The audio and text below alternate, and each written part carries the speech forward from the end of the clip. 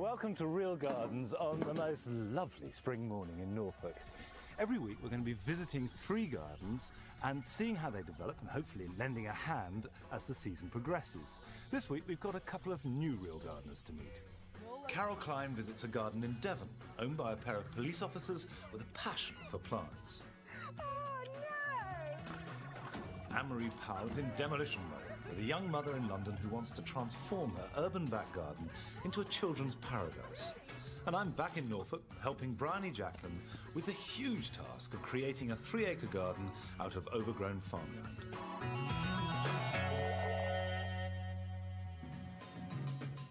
Lisa Jacobson bought her terraced house in Harrow 2 years ago from her mother, who'd been renting it to tenants. She moved in with her husband Dominic and their daughter Sophia. Since then, there's been an addition to the family in the form of baby Grace. Sophia loves the garden. She's always running up and down the path with her toys. And if I ever do any weeding, you know, she's more than happy to help me. Grace is a bit too young. She's only 5 months, so I'll teach her. She'll learn. Lisa was pregnant for most of last summer, so she hasn't had much opportunity to work on her small, very narrow back garden, and there are some areas that she's distinctly embarrassed about. My main interest is trying to keep the plants alive. So I've killed these, and every time I look out into the garden, my soul is aching because I see dead plants, and I can't believe I've done that to them. My husband Dominic has absolutely no interest in the garden. He allows me to get on with it. But whatever he has done in the garden, I've been like horrified. For example, the back gate, which he promised me he would put up. He also attempted to put some trellis up for me. And instead of drilling it into the wall, he hung it with some string onto the gutter. And I was devastated. I was like, excuse me, that is not how you put trellis up. So he's banned from the garden, basically. In order to change her boring back garden into the child-friendly paradise that she really wants, Lisa needs help. It's the perfect job for Anne-Marie. Oh, it's sunny, isn't it? Beautiful. Do you know which way it faces? It's a west-facing garden. Is it always as sunny as this, too? Yeah, we haven't really done that much to it. I've started to create something here, but... And what about this concrete? Because it's really flat, isn't it? Yeah, initially what I thought maybe decking, because it would be smoother and more natural for the children, but I'm slowly changing my mind about that. I'm not being rude, but everyone seems to be thinking of decking at the moment, don't they? Yeah, I mean, I would like to use Gaudi as some sort of source of inspiration in the garden. Right. Because my husband and I were in Barcelona last year, and the park is fantastic. And I quite like that mosaics and all of that sort of Mediterranean feel. So that's the sort of vibe you want to get out of it, really, just being abroad. I mean, it's so hot and sunny here, isn't it? That sounds... Lisa's biggest problem's lie concealed at the end of the garden. Behind the 2 wooden panels looks a terrible mess.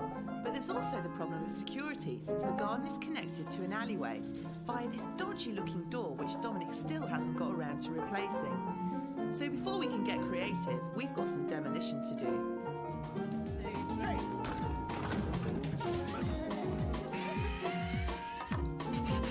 Dogs watch and learn. With the new frame in, the hinges in place and the gate hung, it doesn't take long before Lisa's security worries are over. You'll be able to sleep at night now, won't you? Fantastic. Does it make you feel better? Absolutely. Lovely, secure gate at last. Now the back wall is secure, it's time to decide what stays and what goes. We can start by getting rid of the 2 screens Lisa erected to hide the junk at the end of the garden. There's an unpruned and unidentified clematis which we're going to have to move. But first we're going to dig the hole for its new position. I reckon if we put it sort of about here, because this hyperion will show its roots, it likes that. So right, okay. if we put it back there and do quite a big hole. I can tell you've done a lot of gardening there. No, there's nothing too physical. You can stage or more. Shall I have a go? Yeah, you go for it. Clematis likes to have its roots in the shade, and the hypericum will keep the ground and the roots underneath it nice and cool. Did you say you had some compost? Yes, stole some from my mother. Nicked it? Yeah. Put that in a bit more. Okay. Quite a lot, and that will actually make it more moisture retentive, but it won't kill the plant. Can we use bone meal? Yeah, we can put a bit of that in. I'll mix it up. Bone meal is rich in phosphates, which will feed the roots. Right, I reckon we should get the plant out and get it in the hole then now. You haven't pruned it, have you? No, I'm frightened. too. Can you see there's a couple of buds here on this coming up through? Right. So I want to cut it as low down as we possibly can. It's just there. Can you see? If you cut it about there, you won't kill it. Right. And what will happen is it will start to sprout from the base then. Do you want to cut this? Yeah, I'd like to have a go. It's your plant, so if it dies, it'll be your okay. fault then. So if you just cut it above there. About there? Yeah, at a slight angle. Just go for it. Lovely. Yeah. And I can't see any buds on here at all, so I think we'll do a bit of an experiment because it's been split. Yeah. So maybe cut it down quite low actually. Okay. And see if it regenerates. Like there? Yeah. Excellent. So look at all this. We can pull all this off now. Oh, God.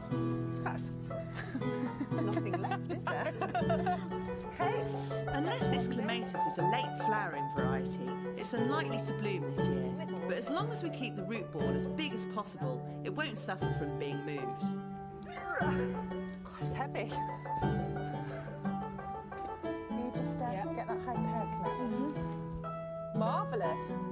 I reckon a good drink there. Don't you? Not for you. I get lots of water on this, or just That whole can. whole can? Yeah. This will mix all the soil and compost together and things. Put that back and that will just shade all those roots and it'll be more than happy. Lovely. So should we try and get this out? Yes, please. Because it'll open it up, won't Yeah. it? And then you have no excuses to hide stuff behind it.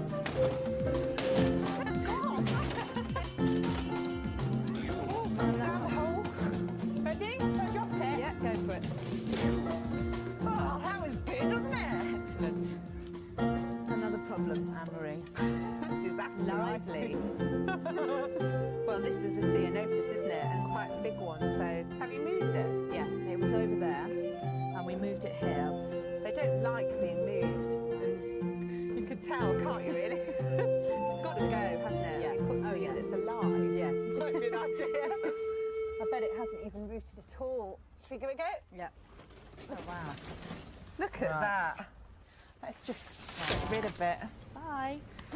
Sledgehammer, Yeah. wrecking ball. Yeah. Yeah, look at that. Now that the panels have gone, Lisa and I can start thinking about how to bring more colour and better structure to this garden. Next time we've got to start making something rather than wrecking everything. Let's get more creative, lovey. Yeah.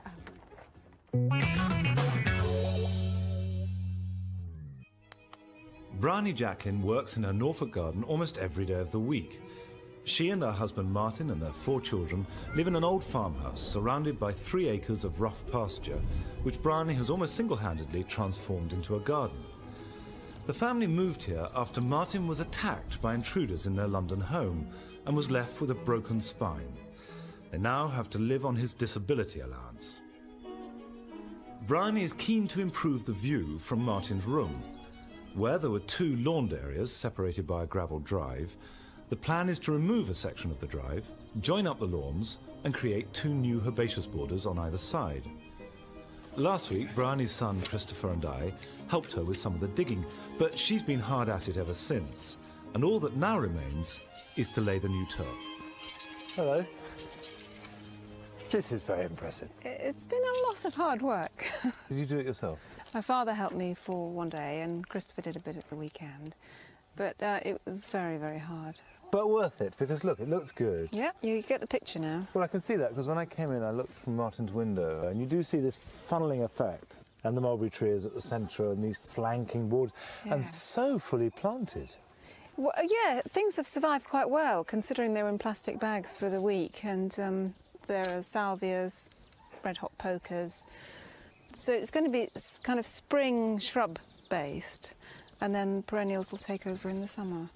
So our job is going to be to turf this one? Yeah. Right. Turfing we shall go. Right.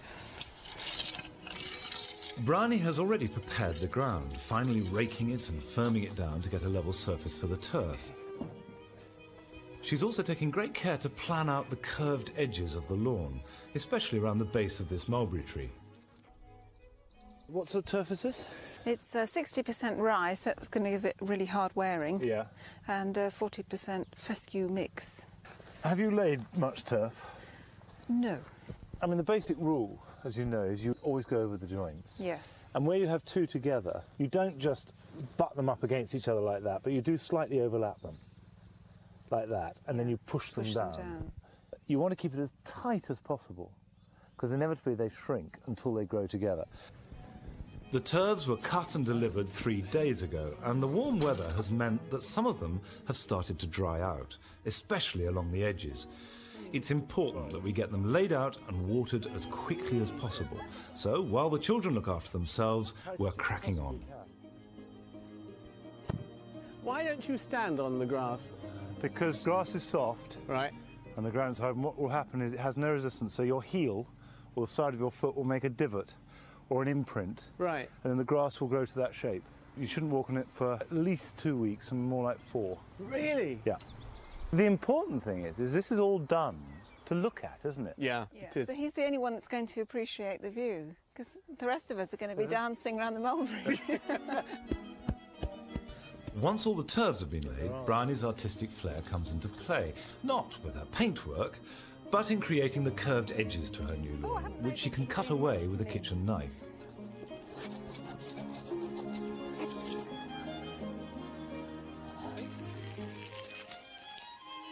I think the really important thing is to saturate this grass now, because it was very dry underneath, so the soil wants to be wet, the grass wants to be wet. Have you got a sprinkler? No, only me, and I might do a rain dance.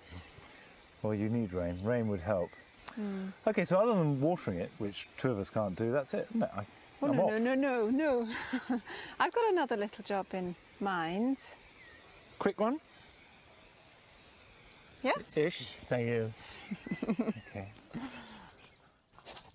Round the back of the house are the 3 second-hand greenhouses that Bryony uses to propagate all her plants. Amongst the hundreds of seedlings and cuttings are some plants which badly need a home. Yeah. Now, this is embarrassing. These begonias and osteospermums Yeah. are to go in the ramp outside Martin's room. Right. It's a very hard bit of concrete, so it's going to soften the edges. So what's embarrassing? Well, they've been hanging about for a year and a half, and they're really root-bound. Poor things. But that doesn't matter. Begonias are as tough as old boots, aren't Well, they'll need to be where they're going. What about the osteosperms? Well, Did you... I mean, they're quite leggy, but they can be planted a bit deeper. So you are amazing the way that you do propagate everything. You've got all these plants here, all of which you've raised for practically nothing. You're an inspiration, you are. Oh, no, it's probably just my obsessive character. Well, you're an obsessive inspiration. Yes, totally obsessive. All right, well, let's take them and we'll get them into the ground. I'll come back and pick those up. OK, so we're going all along the edge here, are we? Yes, I'm just going to leave a bit of a gap because there's undoubtedly footing here. So we'll scrape a bit away and have a look. All right. Martin's ramp was only put in 3 months ago, and its concrete foundations and the compacted soil alongside it are proving difficult to dig out. Have you got a pickaxe? Got a handle. A handle? Oh, that's good. I haven't got a pickaxe, I've got a pickaxe handle. Despite the lack of proper tools, a bit of brute force and hard digging is enough to produce a trench about 8 inches deep, which we can fill with topsoil from one of Bryony's vegetable beds. Ready? Yeah. Now, how do you want these planted? Alternately? A little group of one, and then a few of the others. I don't want an equal set of each. OK. Next spring, the pale pink of the Virginia and the deeper pink of the osteospermum should make a spectacular display along this ramp. So why did you choose this combination? Firstly, they're evergreen, and then they're going to flower from spring through to the first frosts, or even longer. It's a hostile spot, and they're very hardy, the pair of them. And I've got repeats elsewhere in the garden, so it kind of echoes the theme. Good, I love that.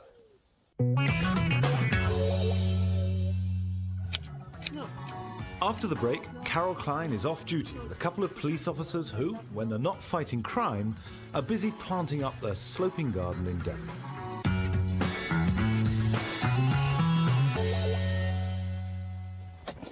Welcome back. Now, Bryony has got this great big hosta that she wants to move for the new beds, and now's a good time of year to do it. You can see that the purple crowns are just starting to appear. In different varieties, they come out at different times. This one's pretty late. Of course, they'll make those fabulous leaves that come in a month or so. And hostas are very easy to divide up, and if you're going to move it, this is perfect time. And all you need to do is chop them. And I tend to start off in 4, so on an old one, the roots are going to be pretty tough. You could subdivide that up to as many crowns as there are, but each piece must have a crown attached to a piece of root. However, for Bryony, this is fine. We're going to plant out these 4, and there'll be 4 whopping great hostas growing with extra lustiness and vigour. Now, Carol has gone to meet a couple of police officers who live on the edge of Dartmoor, who spend most of their free time in their steeply sloping garden. It's looking absolutely fantastic, isn't it? Adrian and Debbie Taylor bought their Devon bungalow just after they got married 3 years ago. Their house has spectacular views over Dartmoor, and the garden falls steeply down to a little stream, a millweed, which runs along the boundary. They've already built a raised deck the full length of the house, and they've made a start on the garden, but they don't always agree on what they want to have in it, especially when it comes to Adrian's favourite plant, buddleia. If I want to have a garden full of buddleia, well, so be it. It's beautiful. Yeah, you had to get that in, didn't you? See, I would disagree with the buddleia side of things. I don't want a garden full of buddleia. I think we should have his and her gardens. I think we should separate it down the middle, possibly. That might be an idea. And I can have all the plants I want on my side and all the plants that you want on your side. No. No, not a good idea. Adrian and Debbie are both police officers, and they have to fit gardening in between shifts on the beat. Debbie is now working part-time, so she can spend more time with her baby Emily.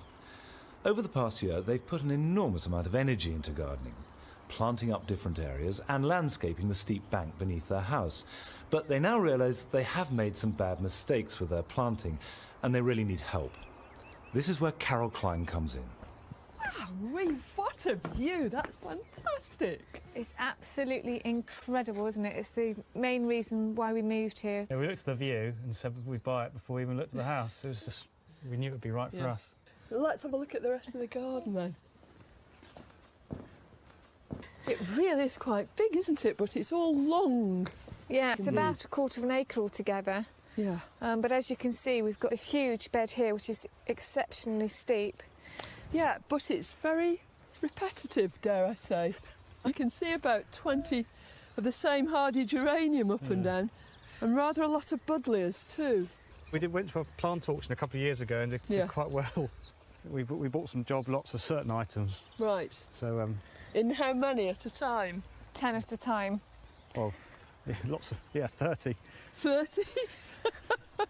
So everything's planted in tens? Everything, yeah, and not a single thing got wasted. They all went in. Is that your philosophy, waste not, want not? Absolutely right. And are you happy with it like it is?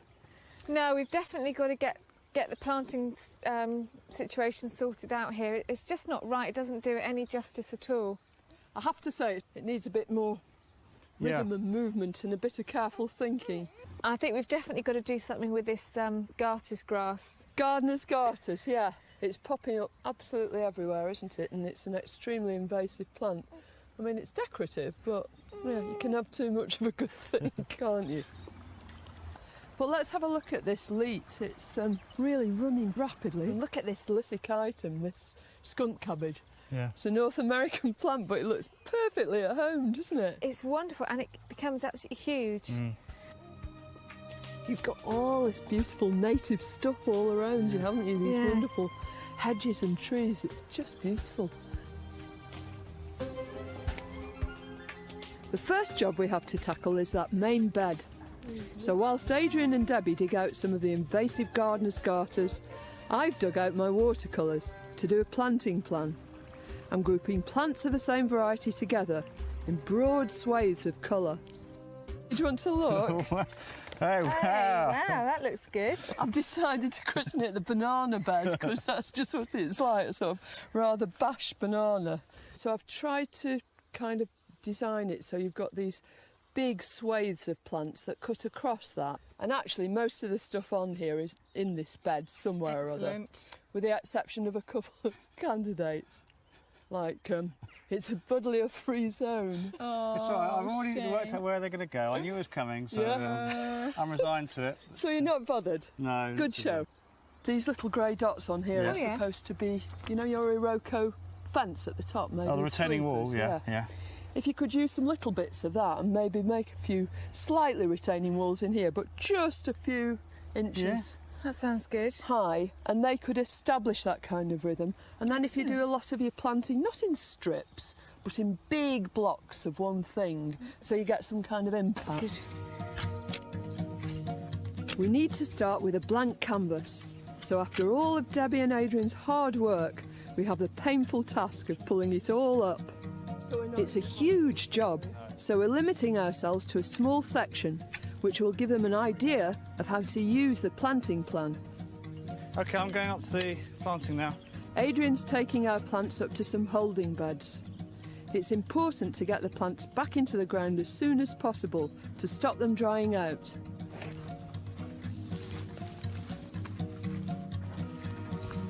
These geranium macrorrhizum will be the first to go into the new bed. This is in your planting plan? It is. The smelly geranium. Careful with that buzzlear, please.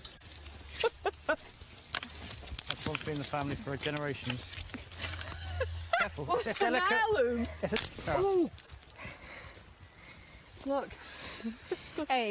Aid, look, let this be a token of my love to you. Here you are, a present. Just like it's always wanted. Oh no, that's horrible. We're giving the area a good digging over and clearing it of bindweed. Meanwhile, Adrian's busy cutting down his precious buddleias so he can replant them.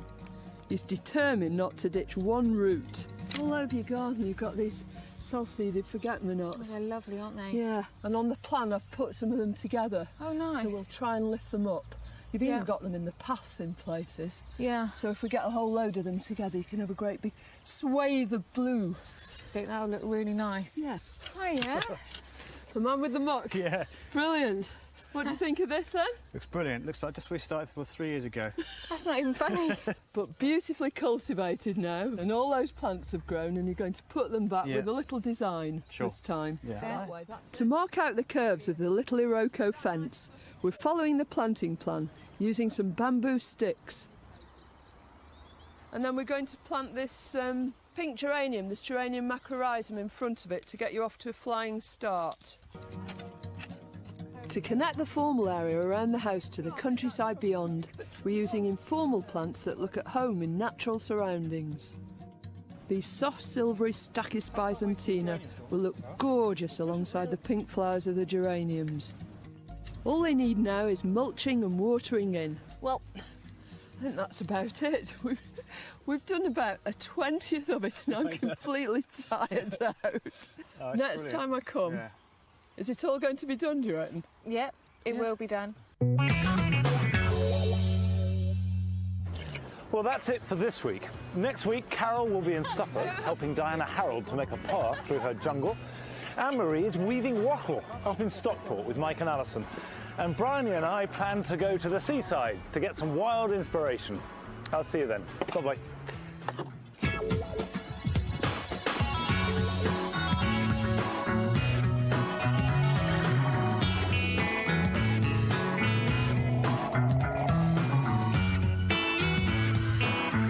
Xót xa em đi theo người ta.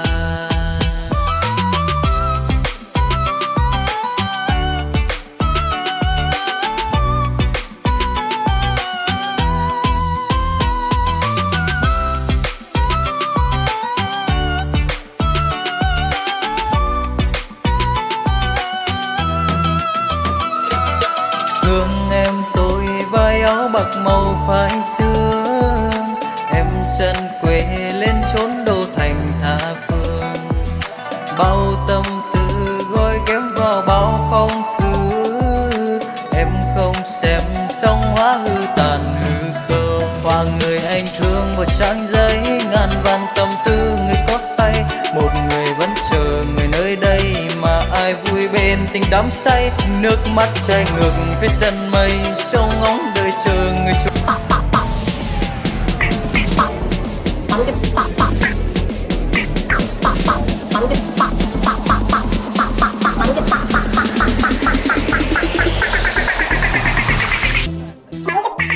Mày có ai?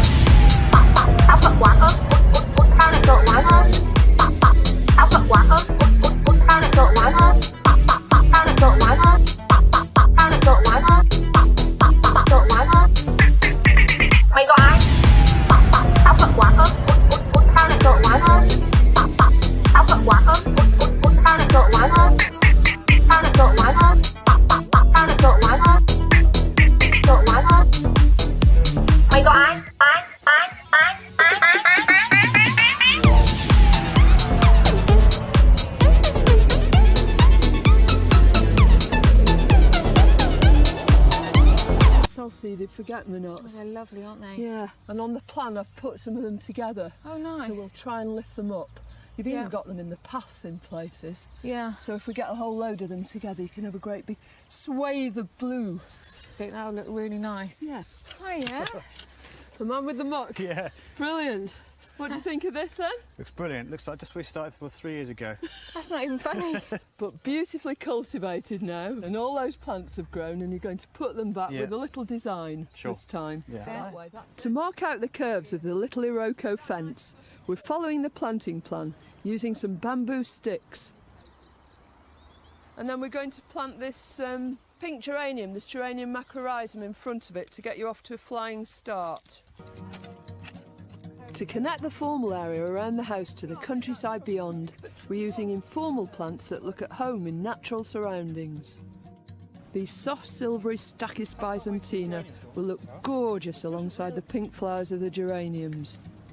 All they need now is mulching and watering in. Well, I think that's about it. We've done about a 20th of it and I'm completely tired out. Next time I come, is it all going to be done, do you reckon? Yep, it will be done. Well, that's it for this week. Next week, Carol will be in Suffolk helping Diana Harold to make a path through her jungle. Anne-Marie is weaving wattle up in Stockport with Mike and Alison.